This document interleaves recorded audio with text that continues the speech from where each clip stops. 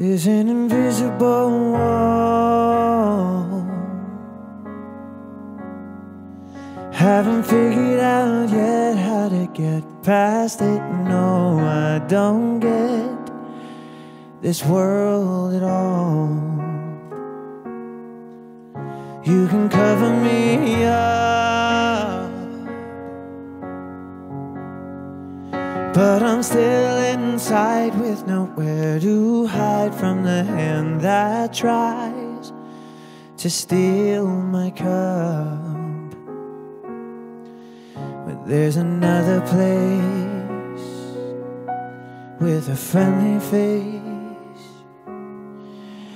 where the other guys that look like me can chase the sky and sit in a tree, not thinking about where they'd rather be. No, I've never felt the sun on my spine, just a light that shines between the lines.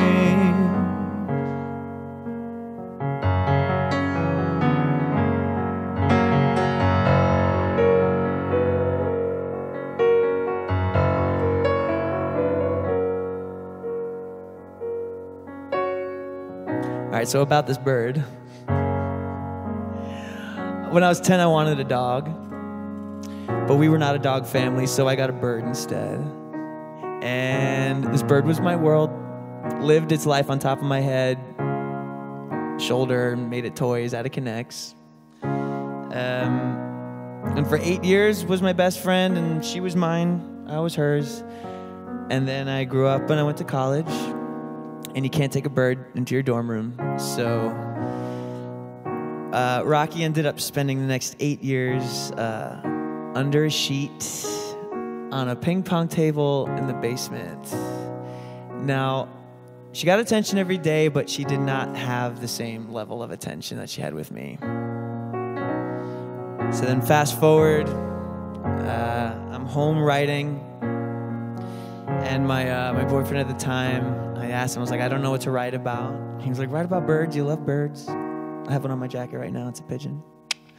I said, I know a bird, so I decided to write from the perspective of Rocky, what Rocky might be thinking at that moment. And naturally, it was about flying away. So I wrote the song, and I wrote her thoughts and how she might feel about leaving. And I played it for my friends at the time, and they were like, you need to go get that bird now. So I called my family, and they were like, absolutely. They brought the bird out. And for one night, we had the time of our lives. I was living in a warehouse at the time, so she had all the room in the world to fly. She was old, so she couldn't really get around. She would kind of just hover and then drop back down. And then the next morning, I was like, you've never been outside or seen the sun, so it's time for that. So she sat on my shoulder, and I went out with a newspaper, and I'm sitting outside reading, and some sound spooked her. She hovers up next to me, as she always does, and we look at each other, we make eye contact, and I see this look in her eye, and then she just takes off. Straight up, over the fence, through a building, cuts to the right, like she'd been flying her whole life. And I went to run after her, but I didn't have the key to get out, and I stood up against the fence and watched her fly away. I was the one in the cage this time. And it was heartbreaking. I ran all over. What do you do to find a bird? Nothing. And watching her leave and make a decision to leave what she knew and what she was comfortable with to do something scary but natural inspired me to kind of do the same thing.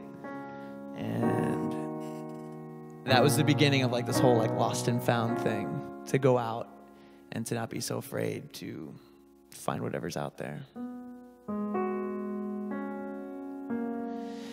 It's been a long, long while since my days were spent on the innocence of a perfect friend. in the eyes of a child. Now my feathers are frayed.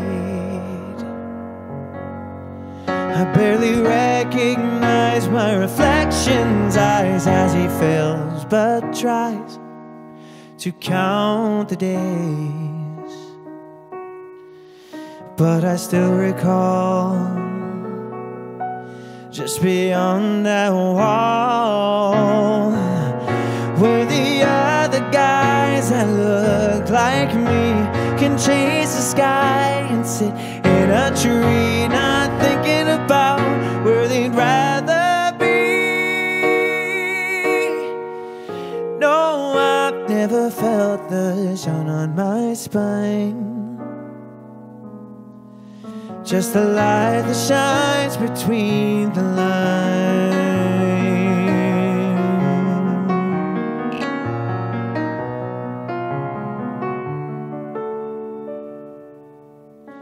I doubt they'll even notice when I'm dead and gone. A messy pile is all I leave behind.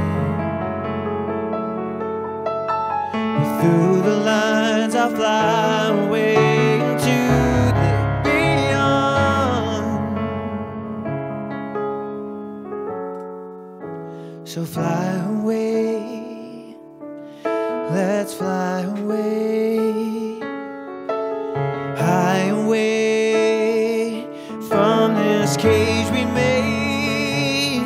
I just know we'll find the life we need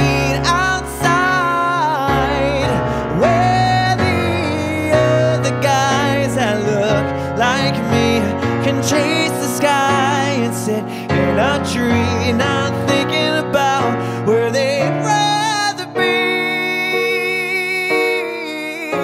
No, I've never felt the sun on my spine, but I thought about it all the time. Now I'm going out to get what's mine, and it lies somewhere between